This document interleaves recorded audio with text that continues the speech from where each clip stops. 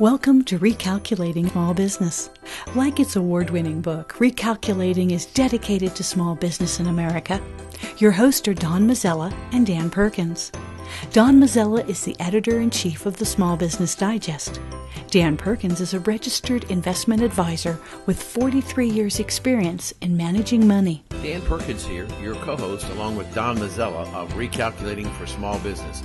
Our radio program is dedicated to you, helping the small business owners increase their profits. We draw our name from Recalculating, voted the best small business book of 2017 by the Independent Press. In this book, it features ways to grow your small business. Now, here's Don Mazzella. You know, Dan, year-end is upon us, and we need to do all of those nasty little tax and regulatory reporting things that I don't know about you, but I hate to do. Jeff King, he's a product manager from Greatland Corporation, one of the country's leading providers of W-2 and 1099 products, is here to talk about some of the things we should be doing. Jeff, welcome to the program. Thanks for having me, Don. Well, you know, Jeff, first tell us a little bit about Greatland. Tell us a little bit about your products and how they ease year-end reporting and how people can learn more about them, website, etc. Yeah. So Greatland Corporation has been around for over 40 years. So if you think back in the history, we've been started in the compliant business forms, and we've moved into a technology organization helping customers electronically file their year-end W-2, 1099, 1095. Those are the Affordable Care Act forms. We've been doing that for a long time. And so where I focus is on the technology. We've got small business software applications or paper, but the software applications that can help small business figure out what their filing requirements are and help them to file a W-2 or 1099 miss really easy. In fact, we've spent a lot of time making sure that customers can give their feedback to us. If you go to our site, we've got over 22,000 reviews, and we filed over 10 million forms last year. And so this is really where our focus is, and small businesses is right in the heart of where we spend our time. Well, small businesses have a lot of new forms that over the last 8 years have been placed on them by the previous administration. Do you think that the regulations this year are going to be easier or harder than they have been in the past? Well, when it comes to regulations, for this year, it appears that they're going to be pretty much the same as what they've been in the past. For W-2s and 1099 miscellaneous, which are the most popular year-end forms, those have been hanging around for quite a long time. But the nuance is making sure you're keeping up with regulation changes. And so it's less about a new form and more about deadlines changing, for example. Like this year, the filing deadline is January 31st for both your recipients, your employees, and to file to the IRS or the SSA, the Social Security Administration. And so that's really one of the things for small businesses is keeping up on those regulation changes. And so that's one of the key ones this year is that January 31st deadline. Yep. The other thing that has come up in the last couple of years is the Affordable Care Act, and that's been the biggest thing that we've seen that has jolted the small business industry with new forms that they need to file, and that's been the change that we've been trying to help customers understand. What is my filing requirement? Do I need to file? How do I navigate these forms? And so that's been where we've spent a lot of time helping the small business industry evaluate navigating that new form. Well, I'm going to ask one more question and turn it over to Dan. One of the things is whether a company falls under the Affordable Care Act or not, employees, etc. do you help them figure out if they whether they hit that magic 50 employee or 100 employee threshold, or is that something they have to figure out on their own? That's something that we help them out with. The regulation for the Affordable Care Act is so confusing, so difficult, and so we've put together a whole slew of resources. In fact, a customer can go to, or a business can go to Greatland.com and find our Affordable Care Act reporting, and we've got a slew of resources to even help them go through a decision tree, whether they need to file, what form they need to file, even how to navigate certain areas on the form. And so that's a great list of resources so that they don't have to pay a consultant or spend hours and hours and hours trying to figure it out on their own. On that note, Dan, I turn it over to you. Good, thank you. I want to follow up on your last comment. Are those services on your website? Are they free, or do you have to pay for those? Those are free services. Yep, they're available for anyone who goes to it. The website actually is yearli.com, YEARLI, and we've got a menu item called 1095 reporting, and if they go to that, then all of the resources there they can read and click through, and we'll help them with that. I have several small businesses, and I use a CPA because I just don't have the time to do all the paperwork and to study all the regulations to make sure that I'm current. Are most of the small business people that you work with, are you working with their tax advisor, or are you working directly with the small businessman or woman who's trying to do it on their own? Yeah, we work with both. We work with accountants who are working on behalf of multiple clients to complete their year-end reporting, but we also have a significant number of small businesses that we work with directly. And that's really where a lot of our resources are helpful because, as a small business owner, you would know, you've got your focus on your business. You want to be able to, be maximizing your revenue, taking care of your clients, and this is just one of those necessary evils that you have to do at the end of the year, and you got to decide, hey, am I going to pay for someone to do this for me with an accountant or a professional, or am I going to find an application or another resource that I can do it myself cost effectively? Yeah. I want to go back because I want you to explain again, because I think this decision tree piece seems to me on the surface to be an incredibly valuable tool that you're making available for free. And I want to make sure that our listeners understand what this tool can do for them, that it is free, and how do they get it again. So let's go back to the decision tree. How is it used? How would a small business, one of our listeners, use this decision tree? Well, there's a couple of things to think about in the beginning, and first is knowing what forms you need to file. So if most small businesses are considering if they have employees and they have W-2s they need to file. Most businesses have contractors, and so they have 1099 miscellaneous that they need to file. And then some businesses have to file those Affordable Care Act forms.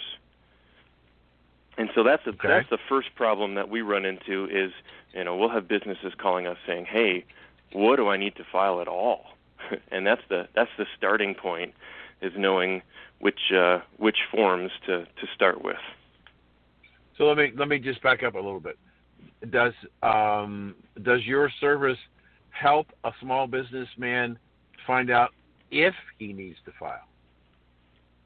For the Affordable Care Act, absolutely. Yep, we've got the decision tree, and we can talk about that here in a little bit to help them decide if they have a filing requirement. For W-2s, it's pretty easy. If you have an employee, then you have a filing requirement. And for 1099 miscellaneous, if you paid that contractor more than $600, then you have a filing requirement. And so for the W-2s and 1099s, that's pretty straightforward. For the Affordable Care Act, it gets a little bit stickier. So I want to go back to the decision tree, but you just said something that causes me to think about another question. We've had numerous guests on our program who are talking about the changes in the work environment, and not only what happened to the previous 8 years under the Obama administration, but what's happening now in the Trump administration, and that corporations who are trying to grow their businesses, whether they're small businesses or big businesses, are paying incredibly close attention to overhead, and there's a lot more opportunities for gig employment as independent contractors. And I guess my question, are you seeing an uptick in the number of people who are contract employees or contractors as opposed to being employees of corporations? Are corporations using more gig contract labor? It's a great question, Dan. I don't have data that tells that small businesses are switching from employee-based workforce to contract-based workforce. I do know that the 1099 miscellaneous continues to be one of the top driving small business forums out there. And that's consistent with what we've experienced here at Greatland also, and there's a lot of simplicity with that, with knowing it's the $600 limit, and filing that with the IRS, and then the other thorny part is with filing it to the state as well. Sure. That's the other thing that a lot of businesses aren't aware of. Go ahead. Okay. So let's go back to the decision tree. How do most of your customers use the decision tree process? Well, for 1099s and W-2s, the first is just understanding the basic requirement that I've got some filing to do. What we try to do in our software application is actually help them as they add or import data into it. We'll actually present them with some options of whether they've got state reporting requirements and help walk them through that throughout the application. So there's a lot of resources there. For the Affordable Care Act, the resources that we have on our website allow a user to understand the act in simple terms, and then when it really comes down to the details of the tree, it's a simple questions to help them understand whether they have minimum essential coverage, how much was that coverage, and we'll actually help them decide what even boxes to fill out on their forms. And so it's actually a great resource for them to go through those details, and then they can choose whether they want to continue to use the expertise of Greatland through their software applications or not from there. So when a potential customer comes to you, and they have a need, what are they typically buying from you?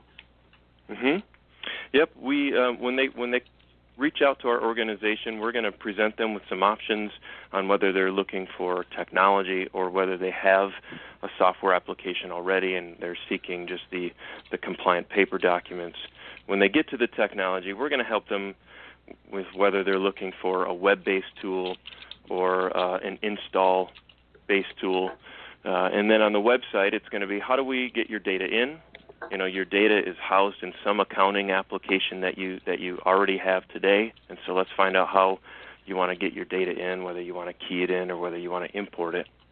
And then we'll just step you through your best options based on how many forms you need to file, the amount of forms, whether you have a state reporting requirement. And so it's really we'll hold their hand all the way through getting them to the application. And then once they get in it, one of the things that we try to do is just make it really, really easy. And so once they get into the application, then it will just walk them through.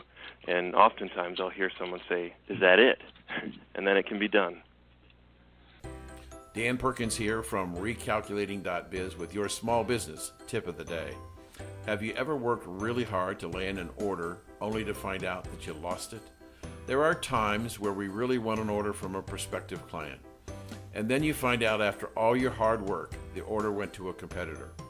We learn wisdom from our failures much more than from our successes. It still hurts to lose the order, but losing an order teaches us a great deal about what kind of business person we really are.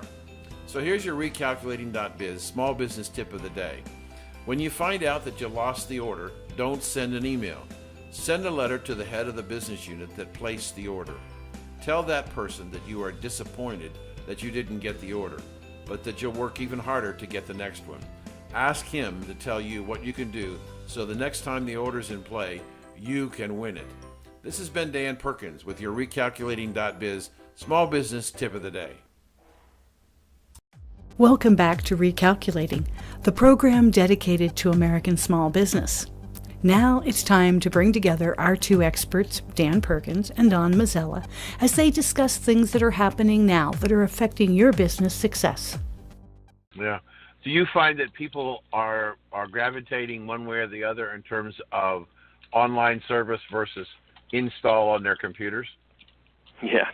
The majority of movement is to web-based applications. As I've been watching the industry change over the past decade, I've seen the desktop type of reporting method is becoming less of a preference for customers. They don't want to install software every year. They don't want it stuck on one machine. They prefer it to be on a web-based tool. They prefer their data to be in the cloud so they can access it when and wherever they want. And I've also seen business owners and accounting. There's a changeover, and so you've got kind of an older generation that was comfortable to paper reporting and desktop tools. And in a lot of cases, when you get set in a preference and set in your ways, you're actually just going to choose not to upset the apple cart on that. You're going to just keep it the way it is. And the younger generation is coming in saying, look, I want something that I can import data in. I want something that's cloud-based. I'm used to working with web apps, and so that's a comfortable user experience for me. And so we're seeing a great drive to web-based tools now. Jeff, what about the concerns of supplying you with all of a great deal of the company information? What about security? Yeah, security is a huge thing, and I would say a couple items with that. If you're looking for a web-based tool, first off, you got to look for a company that's reputable, that's been around for a while, that's trustworthy, because we are talking about secure data, and it seems like every day you're hearing something about someone whose data's been hacked. And so a couple of things to think about. One is this company reputable? Have they been around for a long time? Two is what security protocol does this organization use? One thing that Greatland has done is we're SOC compliant, and so that's a third-party review of our organization for the security of our systems, our facility, and just making sure that we're not just saying we're secure. We've got an independent party that's reviewing us and making sure that we're secure. The other thing is, we're in the age of reviews, of hearing what people will say about your organization, and look for a company that's transparent in their reviews, that you can see whether they've got 100 reviews or 20,000 reviews, because then the customer voice is going to be the strength of saying, hey, these guys take care of us. They give us filing compliant help. The tool is easy to use. Their support is helpful. Those are the key things to be looking for as you're thinking about a web-based app. So how do potential customers how do you attract them? Do you do you have a sales force? Is it all web-based? What is your sales and marketing strategy? Yeah, we're mostly a web-based presence. We certainly do have a sales force, and the cool thing with that is we're a little old school in that way, where we've got real people on the other end of the phone. So when a client calls in, you can actually talk to a specific person. And so we'll certainly help you if you find us on the web. We'll give you all the resources we've got out there, and you can make a decision. You know, there's a whole generation of people that don't want to talk to anybody, and so we can be available for that. But we also have a voice on the other end of the phone as well, and you can call in and you can consult with one of our sales reps and really just ask all of the questions that would make you feel comfortable, whether it's security, whether it's data, whether it's just help me find the right app for my business. And so our presence is both.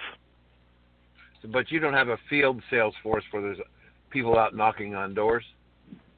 Nope, we don't. We're not going to knock on any doors, and in a lot of ways, it's just not necessary with our app. It's really easy to just get in, create an account, and get started.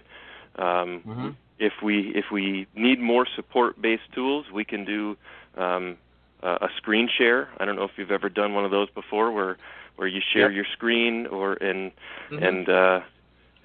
through modern technology, we can do all of that without having to knock on anyone's door. So, what other products or services do you have besides the W-2 and 1099? Well, that's really where our strategic focus is, and so that's actually what we consider a strength, that a customer comes to us, and this is what we're thinking about all year. And so when they come to us and they say, I'm thinking about this for the first time in 11 and a half months, we're ready for them. And so that's really our core focus. And when it comes down to it, sometimes it seems like, well, you're just sending a form to the IRS, or you're printing a copy for your employee. But from our vantage point, there's a lot going on behind the scenes, because you've got to decide, how am I going to get it to the IRS? Do I have a state filing requirement? What's the most efficient way for me to get it in my employee or my contractor's hands? And so those are the type of details that we focus on to make sure that a business is taken care of. Okay. Dan, I'd like to jump in here. It seems to me that you guys don't do too much celebrating between now and Christmas with all the people that are coming on board. And suddenly say, uh-oh. That's exactly right. December is a busy month, December and January for sure. And we do our celebrating in the summer. But, this is a great time of year to have conversations with clients and make sure that they're preparing for the year and that they know what to do ahead of time. That's the thing that kills me the most, is when someone calls me late in the month and they haven't even started thinking about it. And thankfully, we've got some resources for them to get them in on time. But December is busy. Well, I got to say, Jeff, you are very comfortable with what you're doing. You also seem to enjoy what you're doing. Yeah, in a funny sort of way. You never thought that you'd get you'd be working in the tax form business, but we find our own passion in that. And we just enjoy helping businesses, helping make this painful process easy, and in a weird way, we can find some fun in that. It's really been enjoyable, Jeff, listening to you. I'm sure our listeners did as well. But can you say your website one more time? Yeah, absolutely. The website is yearli.com, Yearli. And we're with Greatland Corporation. And, guys, it's been a pleasure. I've had a great time talking with you, and hopefully this was helpful for your listeners. Right. Thank you. Want to know more about health savings accounts for your company or yourself? Go to 2hsa.com and get a free employer's primer. Health savings accounts are a cost-effective way of offering health care benefits to your employees and yourself. HSAs build retirement funds for your employees, improve morale, and reduce your health care benefit cost. For a free employer guide to HSAs, go to 2hsa.com. That's 2hsa.com. Dan Perkins here from Recalculating.biz with your featured book. I want to tell you about a recent interview I had with Bob Bethel, a turnaround specialist with lots of success in small business. Bob's new book is Strengthen Your Business, Fail-Proof Strategies for Small Business. He tells us of his life successes and failures that have made him and his clients so successful. Over the years, Bob has brought 77 companies back from the brink and changed them into thriving, profitable businesses. His energy is amazing, and at 74, he proves that you can still have a great deal to give others if you just try. His suggestions are easy to understand and very helpful. One insight struck me was that most companies do not have a plan. The old Chinese proverb says, if you don't know where you're going, then any road will take you there, is true today. Bob Bethel's book, Strengthen Your Business, can be found at Amazon.com or can be ordered at your local bookstore. This has been Dan Perkins with your Recalculating.biz featured book. Cathy Littlefield is a former HR professional and chair of the business department at Peirce College. She's here to talk about how business owners can encourage work-life integration, and more importantly, why it would be beneficial to the company to do so. Cathy, welcome to the program. Thank you, Don. It's a pleasure to be here with you today. Well, first, tell us a little bit about your background, and then a little bit of how you got into this work-life cycle and your thoughts on it. Absolutely. So as you mentioned, I'm the faculty chair and associate professor in business here at Peirce College in Philadelphia. And for those of you who may not be familiar with Peirce College or from the outside the Philadelphia area, Peirce is a nonprofit private college that has been around for about 152 years. And over our history of time, we've adapted ourselves to meet the needs of adult learners by equipping them with the tools necessary for success in the workplace. And combined with what I do here at Peirce, I have 27 years of work experience in hospitality, manufacturing, even the wedding industry, and higher ed. And all of those require staff to work long, strange, odd hours. But of those 27 years, 16 of them included my time as an entrepreneur and as a small business owner. And as you know, as an entrepreneur, the lion's share of the business, it falls on the ownership. And the business that I was in, all of our work tended to work towards the evenings and the weekends. So at the time, I was raising a young family. I was also attending grad school, working on my doctorate. So I learned very quickly how to balance my work and my life. And as an entrepreneur, it's one of the first things that you have to realize is that work doesn't stop at 5 o'clock. That when your name is on the door, that you answer the phone and you respond to that email immediately, because essentially it equates to food on the table. That's a pretty good start. But Cathy, I guess my first question is, why is it so important to have this work-life balance? Well, work-life balance is about how you can get your staff and your employees to integrate their work and what they do at home. And until you have a balance to that, you're essentially asking them to split their time between their work or their career and their personal life and at home. And even the word balance, it implies that there's an equal time spent in each area, and that's not very realistic. But work-life balance really started back long before current conversations nowadays. So back when you think about, even the 1800s, women and children, their time working was limited so they could continue to meet the needs at home. And then as we got into, the middle of the 1900s, the Fair Labor Act, the Fair Standards Labor Act, it put a limit on a number of 44 hours for the work week. But still, even at that point, doctors and emergency personnel, they ended up going on call because things don't happen between 9 and 5.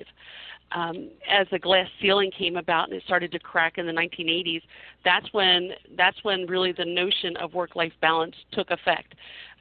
Because even if you look at work-life balance, it's not a gender-based issue. This is something that even men deal with. So if you have a father who happens to be a little league coach for his son or his daughter, and they have a game on a Thursday evening, he has to be able to get to that field in time to help coach his child. Well, how do you do that when these games tend to happen at 5:30, 6 o'clock at night, and perhaps he doesn't finish work until then? By having this notion of work-life balance, it enables him, as well as all the other family members to be able to make it to this game. And that's just one example of why it's necessary. Because we don't balance things anymore. It's actually it's about how we can get them to work together. Well, Dan, I'm going to turn it back over to you now. Thank you. I'm fascinated about your illustration and being an entrepreneur for many decades and having 4 children. I know that there were times in their lives that I wasn't at the ball game or the play or whatever it was, but I was building a business. I was a small business person. I wasn't an employee working in an office or for a corporation. I was working for myself. And the time constraints or the time issue is dramatically different with an entrepreneur than a salaried employee. And so those are 2 dramatically different groups of people, at least I believe they are. Not that they love their families any less, but they have 2 different work ethics in what they're trying to achieve. How do you get a balance in that situation? Well, I think that's where the vernacular needs to change, and it's not so much a work-life balance that you're working on, but you're working on the work-life integration. And this integration is the blending of how do you continue to build your own business and how do you get your children to that little league game or whatever it may be. But that blending of the difference between the time constraints, it takes a lot of communication. It takes a lot of teamwork. As you know, being an entrepreneur, it rarely is just you in the scene. If you have a family, they're just as invested in the business as you are. It comes down to how do you manage your time? How are you able to say, okay, if I take 2 hours and I go to the Little League field right now so I can even be a spectator of my child's game, I have to find a way to work smarter so that I can take those 2 hours and work it later. It doesn't necessarily mean later in the day. It means how can I be more efficient, more effective, so that I'm able to take those 2 hours and utilize that for some family time. Something that I experienced as an entrepreneur was I included my children in the business. Obviously, they were young. They were not of payroll age by any means. But you know what? They helped by sweeping the floors. They helped by running the vacuum. They helped by doing little basic things, because by allowing them into the workplace, by allowing them into where mommy is, it made it so that there was less of a disconnect. I was able to build a bridge with my children and with me while I was working, because, as you're the owner, guess what? You can take your kids to work, right? You don't have to answer to your boss that says, oh, you can only do that when it's take your child to work day. So I included my children. I included my family members in the business itself. We even went as far as having T-shirts made so that the kids could have their own shirts that had our company name on it.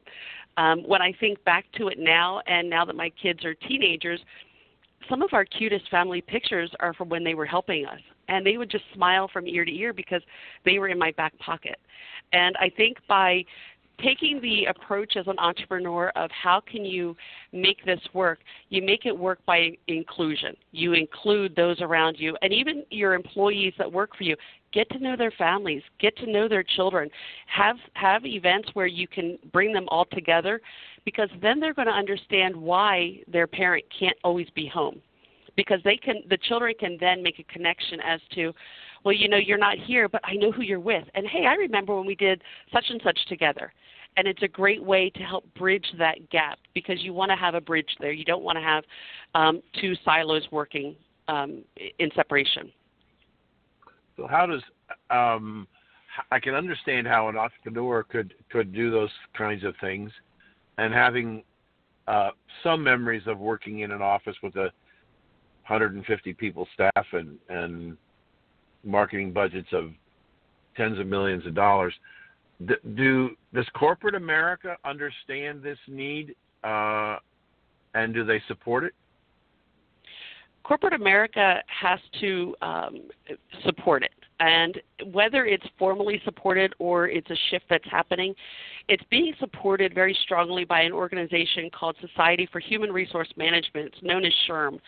And SHRM is the largest human resource management professional society out there.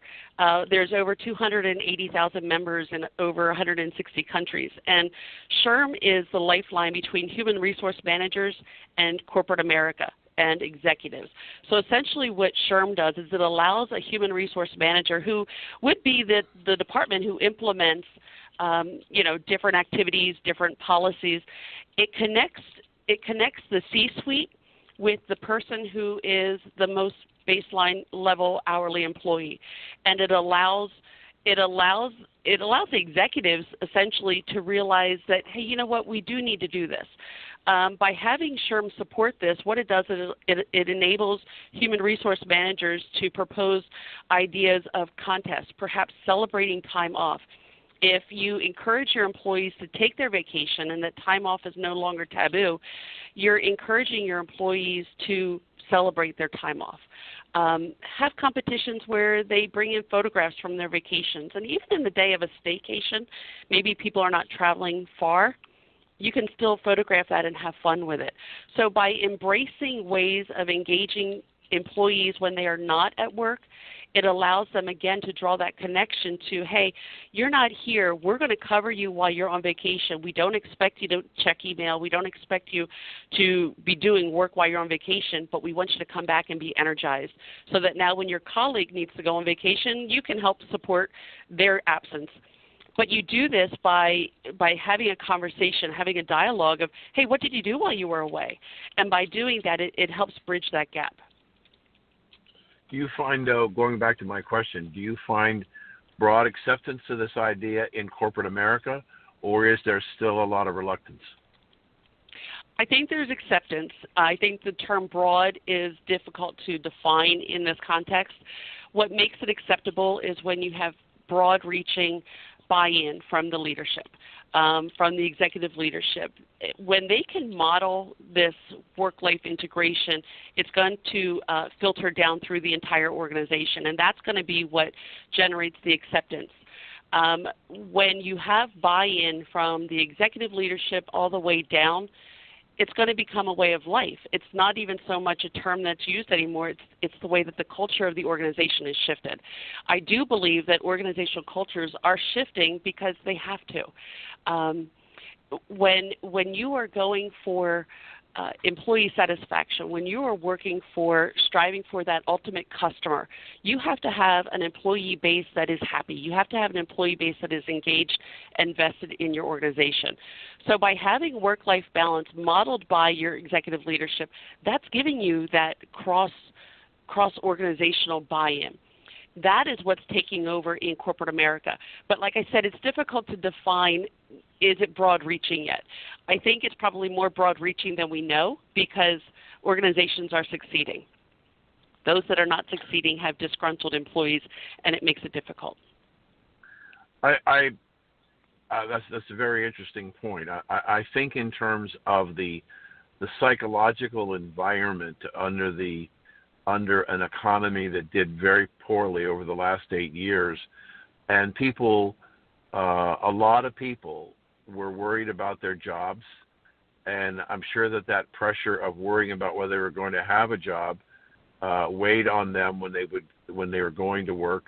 Not that they were, and because they were worried about their job, they would worry that they might have didn't want to make mistakes in performing their job for fear of losing their job, so that the psychological dynamics of the last 8 years has probably been pretty tough on a lot of employees because of as they watch friends and neighbors lose their jobs, that worry probably transferred to them.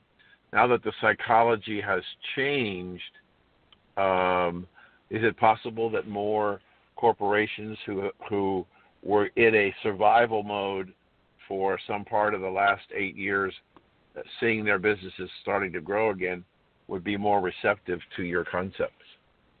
I think absolutely, without a doubt. When you think about 8 years ago, technology was not as vibrant as it is now. And the notion of being at work meant that you had to have your feet on the floor in the office. Well, with technology being the driving force, work-life integration is even easier. So employees can work from home. They can telecommute. They can work from home. Here at Peirce, we have work-at-home status, so we are able to dictate our own schedule. Working from home allows the employees to have somewhat control over where they're doing the work as long as their work is getting done. And that's why you have to be a results-oriented organization too. Everyone knows what's expected, whether it's completed sitting at a desk at a certain address or whether it's being completed at a desk at a person's residence. Technology can be that bridge. And the organizations that failed probably did not integrate technology. Those that struggled over the past couple of years, if they are infusing technology into their workplace, then they have the ability to incorporate workplace integration, work-life integration, and their employees are now going to be able to complete their work tasks without having that fear of losing their job because they're not boots on the ground. Their feet are not at their desk at that address. So I've seen enough. Okay, I would agree with that. That's at least part of the key. I have read conflicting reports of telecommuting, and that the dynamics of a social environment where there's an opportunity to exchange ideas and thoughts in seeing the personal reaction to those ideas and thoughts is significantly diminished when you're doing it on computer remotely. Any thoughts on that? I would agree with you, but I would also add that technology does not mean that you have to simply type your text. Telecommuting does not rely strictly on email communication back and forth. There's a lot of video conferencing tools, even free conferencing tools that Google has. Google Hangout, whether you have, all you need is a camera and a microphone, and most computers have that. An organization that is going to be vested in this might even equip their employees with laptops that have all the technology that they need. They may purchase video conferencing software. There's softwares out there like Zoom or Skype that now allow you to actually see the person, so you're having live real-time dialogues. You can have full conferences. You can have almost like a Brady board, a Brady Bunch family, when you look at all the different faces on the computer that are integrated into this conversation. So the thoughts of telecommuting being very isolated, it doesn't have to be that way. You can even set it up where you have core hours in which everyone has to be available online. And then there's flexibility for the start time and the end time, and each individual can decide how they want to begin their day or end their day, but that core concept of those hours is designated, and anybody's got to be online. So it's the same thing as if you walk up to someone's door and you knock on their office. You ding-dong them, and there they are virtually, and you can see their face, and you have that real-time communication. Dan Perkins here for Songs and Stories for Soldiers with your Veterans Tip of the Day. Did you know that the suicide rate for women vets is 12 times that of their sisters in civilian life? Did you know that 1 in 4 women vets feel uncomfortable about talking to people about their mental health issues? Did you know almost 600,000 women vets in America are suffering from PTSD? It's time to help. It's time for all of us to encourage our sisters, mothers, and wives to get help by contacting their local VA hospital, clinic, or community-based health care center.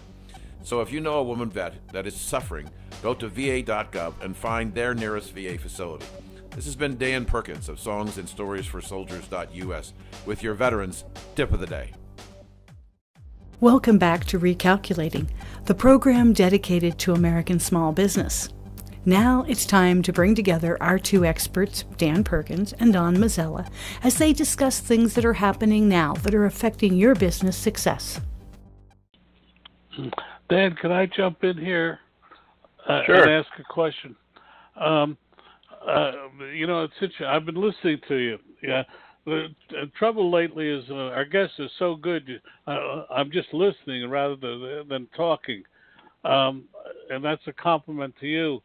But I guess my question to you is, we are so controlled by our emails.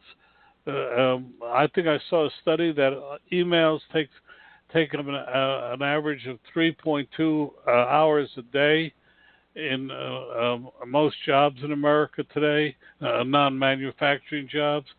But how do you handle that, and how do you turn it off? That's where an organization needs to set up some parameters. If the flexibility is there for allowing employees to have flexible start times and finish times, there still needs to be some dialogue about when is it finished. Are you finished at 9 p.m.? There should be no expectation of responding to emails after a certain time in the evening or at a certain time in the morning. And then it needs to be accepted practice that you don't immediately respond to an email.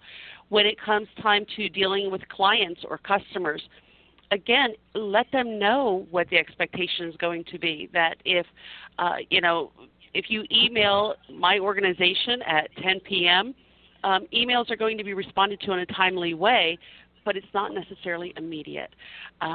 With smartphones in so many people's hands, it's very difficult to find someone who's not doing email as they're walking around or they're on the train or even waiting for appetizers at a restaurant. I was out to dinner last night, and you wouldn't believe the number of people that were on their phones while at a restaurant. But it has to come from the leadership, and it has to come from setting clear expectations about when it's okay to disconnect. I think the conversation needs to not be when do you disconnect, but when do you connect? When do we expect our employees to be responding to emails? And again, that has to come from the organization. Because in the absence of that communication coming from the organization, it goes back to the notion that Dan was talking about how you feel like as an employee, you feel like you have to respond immediately, because if you don't, the next employee in line will, and then your job is in jeopardy. You can't put the fear of connectivity in employees, or else you're going to lose them because you're going to burn them out. And that's not a safe thing to do. Work-life integration is about helping the employee getting it to work, as opposed to putting the fear of you have to always be on, because you can't always be on. When you're always on, you have a very short duration. And organizations, their greatest asset are their employees. And the longer you can keep your employees, keep them satisfied, keep them with that shared vision of what the organization is all about, you're going to be able to sustain that. See, I hear you, but all my life I've been told that that opportunity is going to knock just once, and you better be there to answer it. Yet you're saying, well, wait a second, you can hold it off. You can say between 10 p.m. and 6 a.m. You're not available. Am I hearing that correctly? I think it depends on the situation. Obviously, it depends on what type of organization it is. I will say that as an entrepreneur, I couldn't turn it off. I wasn't able to, because again, it went back to that was my dinner on the table. So I felt the need to always engage. That's a very tough situation to be in. It is hard to turn it off. It is hard to say, I'm not going to check my emails. But there's a priority that you have to have. Even if it's a matter of helping your employees realize how important a subject line is in an email. If it's of not a consequential nature, then a typical subject line would work. If it's something that is of urgent nature, hopefully that can be communicated in the subject line of the email. It takes discipline, and that's not something that you come by naturally. So you have to help yourself. You have to help your employees in learning how to discipline. But quite honestly, Don, it's very difficult, and I don't know that there is any one answer, because situationally things will be different. Well, Dan, I want to ask one more question and back to you. I'm now going to go into the always dangerous area of gender. Women are expected to put the food on the table and do their job as well. What do you say to women that are different from than what you say to men? being a woman, I I need to filter it, I suppose. No, what I think is important is that it comes down to the dialogue, and hopefully a woman will be in a respectful relationship in which it is understandable that, you know what, there needs to be help at home, that you can't be expected to do all the cooking, do all the laundry, do all the carpooling. If that's the way that it works in that household. You know, nowadays so many families rely on two incomes, and it becomes somewhat of a balancing act as to who's going to take care of what at what time. Even if it becomes a matter of, you know, setting up a schedule at home of who's got what duty this week. I don't believe that work-life integration should be gender-based, but I do agree that it probably is, because, you know, to be honest with you, I'll ask my husband sometimes at 7 o'clock at night when I get home, what's for dinner? He goes, oh, I don't know. And I always have to have something in my back pocket as, okay, well, here's plan B. And I'm certain I'm not alone in that. But it comes down to communication, you know, letting him know what my schedule is. And again, having synchronized technology. We have a shared calendar, so I know what his schedule is, he knows what my schedule is. And when families are able to do that, it takes this away from being a gender issue to being a family issue. And when it's a family issue, you've got more people who can contribute than just the man or just the woman, just one partner versus another partner. And again, utilize the tools that we have at our fingertips. You know, when we started our business years ago, it was 1999. We didn't even have, I think if I had a flip phone, it was brand new. But where we are today, it's so easy to share communications between instant messaging, between text messaging, between social media. It's very easy to help that so that it does become less of a gender issue and it becomes more of a family issue. Dan, I turn it back to you. We have about 2.5 minutes. I was fascinated by the conversation that you were having with Don concerning women. Do you see as what's going on with the let's call it the new sexual revolutions and revelations, that there's going to be significant changes in the workforce going forward? Significant changes. I think what's going to come out of all of this is more emotional intelligence. I think that regardless of the shifting that's happening right now in the workplace, I think whether the leadership is male-dominated, female-dominated, or it's a mixture of both, I think that what needs to happen is that the leadership needs to take on the self-awareness, the motivation, the empathy, the social skills that are all prominent in emotional intelligence. And by including emotional intelligence, it's going to help level that landscape that's shifting right now. It's not to say that the movements that are happening are not necessary.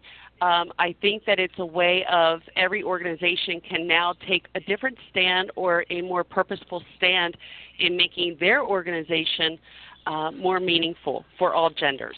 And, you know, when you combine the proponents of emotional intelligence with the tools of engagement and efficiency and the compassion and the whole shared vision that has to happen for work-life integration, I think it's going to have a soothing effect on the workplace, because it's going to be a matter of you're not coming into a firestorm every day. You're coming into a workplace where you feel valued and you feel important, and that's regardless of whether you're male or female. Thank you very much. Don, back to you. Thank you. Unfortunately, we're out of time. Your website that people could go and find out more, Cathy Littlefield, Chair of the Business Department at Peirce College? Absolutely. Our website is www.peirce.edu. And Peirce, we were founded by Thomas May Peirce, so our spelling is a little bit different. It's PEIRCE.edu. We always say there's no pie in Peirce here. So we have peirce.edu. And then, of course, my bio page can be found within the faculty or even by drilling down into the business division and then finding faculty there. And there's a few videos in which I'm speaking about our programs. A link to Peirce College, Peirce College, will be on our website at www.recalculating.biz tonight. Cathy Littlefield, thank you so much for being with us, and have a great day. Thank you both. I certainly appreciate it. Enjoy your day, too. Thank you. Tell me, Dan, tell me about your latest book. My current book that's coming out, I should say, is Why Can't Grammy Remember Me? And it's really the first book written for children between the ages of 9 and 12 and their families, dealing with dementia. Dementia is a growing problem with the elderly in the United States and around the world, and we are not very well informed about what's going on, what's happening. So I wrote this book in the form of a mystery. And I have two little girls, 9 and 12, who have a magical power to seem to be able to find things that are lost. And so they go to their dads and moms and they say, we work all over the neighborhood helping people find things, and we seem to find things. And their dad says, yes, you have a magical talent to do that. And they said, we'd like to start a business to see if we can help other people. So they decided to start a business. The two girls' names are Hudson and Charlotte. And they start H&C's Lost and Found. If you've lost it, we find it. And so they build a business, and they convince the dads to build them an office and a treehouse in the backyard. And they get busy making posters and flyers trying to get customers. And their dads take them downtown, and they put them in the windows and on the telephone poles and light poles. And they go home, and first week goes by, and nobody comes. And the second week and third week, and nobody comes. They're really, really dejected. And the fourth week comes, and there's a knock at the door.